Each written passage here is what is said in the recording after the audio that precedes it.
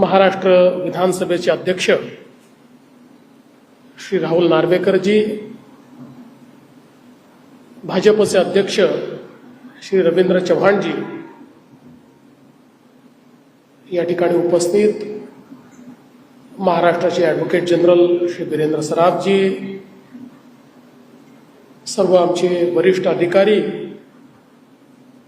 आणि उपस्थित सर्व कुलाबा कफ परेड या भागातील सन्माननीय नागरिक भगिनी आणि बंधूंनो,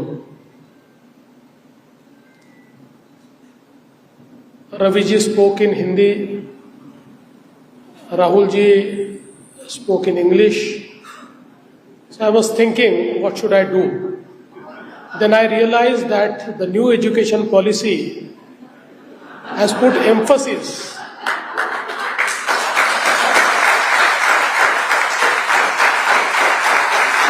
on tri-language formula. And there's one more reason that I am speaking in Marathi. All of us know that if I speak in English, my thoughts and views will reach you. If I speak in Hindi, along with you, it will reach the newspapers. But if I speak in Marathi, all these my media friends who are here will directly telecast my speech and it will reach the entire Maharashtra. And that is why I decided that I'll speak in Marathi. आज अतिशय आनंदाची गोष्ट आहे की महाराष्ट्र विधानसभेचे अध्यक्ष श्री राहुल नार्वेकरजी यांचा सत्कार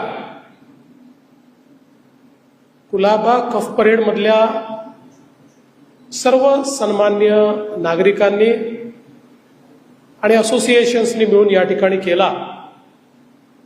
आणि या सत्काराकरता आपण मला निमंत्रित केलं, त्याबद्दल मी आपल्या सर्वांचे अतिशय मनापासून आभार मानतो. खरं म्हणजे मी असं म्हणेन की आपण सगळ्यांनी महाराष्ट्राच्या विधानसभेला एक हिरा दिलाय, एक असं व्यक्तिमत्व दिलंय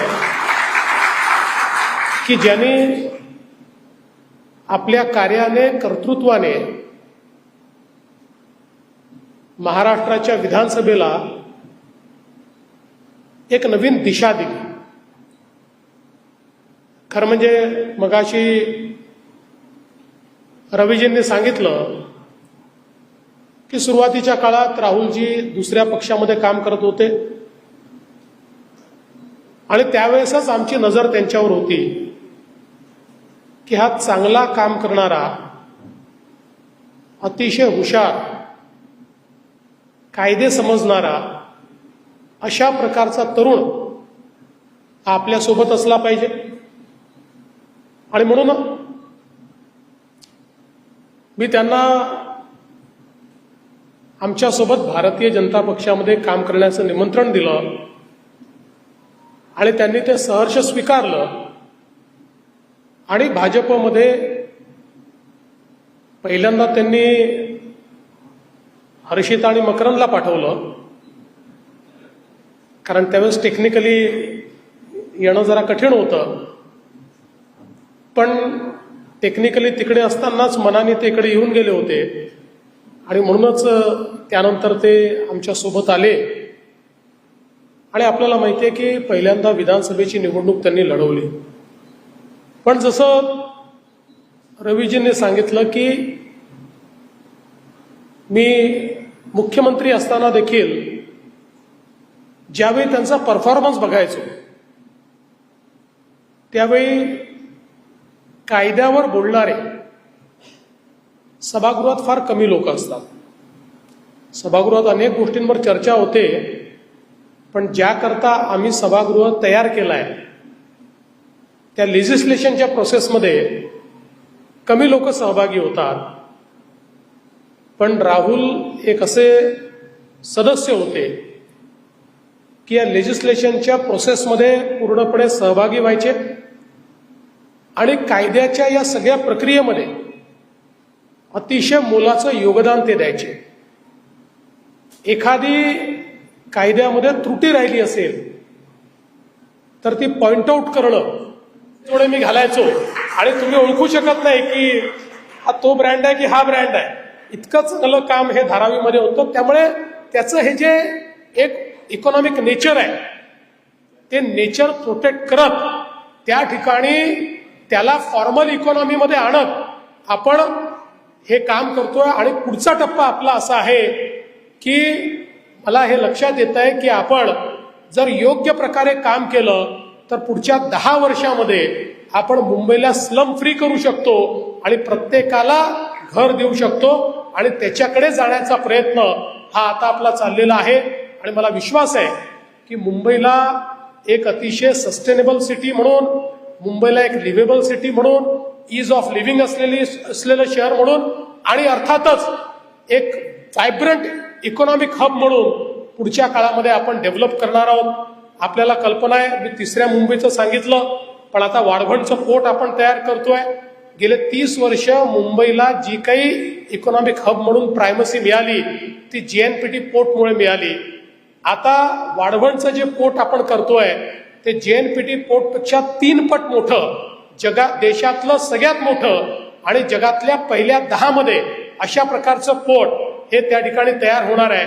आणि ही जी कनेक्टिव्हिटी आपण तयार करतोय की ज्याच्यासोबत बुलेट ट्रेन देखील आपण तयार करतोय, या कनेक्टिव्हिटीमुळे 4थी मुंबई ही वाढवणपासनं तर वसई विरारकडनं हा जो सगळा भाईंदरकडचा येणारा भाग आहे या भागामध्ये आपण तयार करणार आहोत.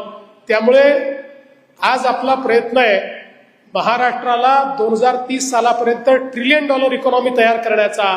पण आपला दुसरा प्रयत्न आहे की 2047 मध्ये ज्यावेळी भारतीय स्वातंत्र्याला 100 वर्ष पूर्ण होतील त्यावेळेस एकट्या MMR रिजनची इकॉनॉमी ही 1.5 ट्रिलियनची असेल. $1.5 ट्रिलियन इकॉनॉमी एकट्या MMR रिजनची आपण तयार करणार आहोत. इतक्या मोठ्या प्रमाणात या अपॉर्च्युनिटीज आज आपण तयार करतो आहोत. आणि हे सगळं करत असताना नार्वेकरजींसारखे आमचे सहकारी ज्यांना विजन आहे हे आम्हाला त्या ठिकाणी विधानसभेमध्ये सगळे निर्णय घेत असताना विधानसभेच्या सर्वोच्च आसनावर बसून योग्य प्रकारे गाईड करतात आणि त्यांचं विजन देखील ते या विजनमध्ये इंटिग्रेट करतात आणि हे विजन अधिक चांगलं, अधिक पॉवरफुल करण्याचा प्रयत्न करतात. आणि म्हणून मी खरं म्हणजे आपल्या सगळ्यांच्या वतीनं त्यांचे मनापासून आभार मानतो आणि आपल्या सगळ्यांचे आभार मानतो की आपण एक उत्तम अशा प्रकारचा व्यक्ती महाराष्ट्राच्या विधानसभेत निवडून पाठवला. आपण जर त्यांना निवडून दिलं नसतं तर इतका चांगला व्यक्ती आम्हाला मिळाला नसता. म्हणून आपल्या सगळ्यांचे मी मनापासून आभार मानतो. आणि अशाच प्रकारे राहुलजींचं कार्य हे भविष्यातही चालत राहावं. त्यांनी जी स्वप्न या ठिकाणी आपल्या मतदारसंघाकरता कुलाबा कफ परेड करता पाहिली आहेत ती तर पूर्ण व्हावीतच, पण त्यांची स्वप्न केवळ कुलाबा कफ परेड पर्यंत मर्यादित नाहीत, त्याच्या पलीकडचीही त्यांची स्वप्न आहेत. त्यामुळे महाराष्ट्राच्या विकासामध्ये त्यांचं योगदान आणि त्यांची स्वप्न ही पूर्ण करण्याकरता ईश्वर त्यांना शक्ती देव अशा प्रकारची ईश्वरचरणी प्रार्थना करतो आणि माझं बोलणं संपवतो. धन्यवाद. जय हिंद, जय महाराष्ट्र.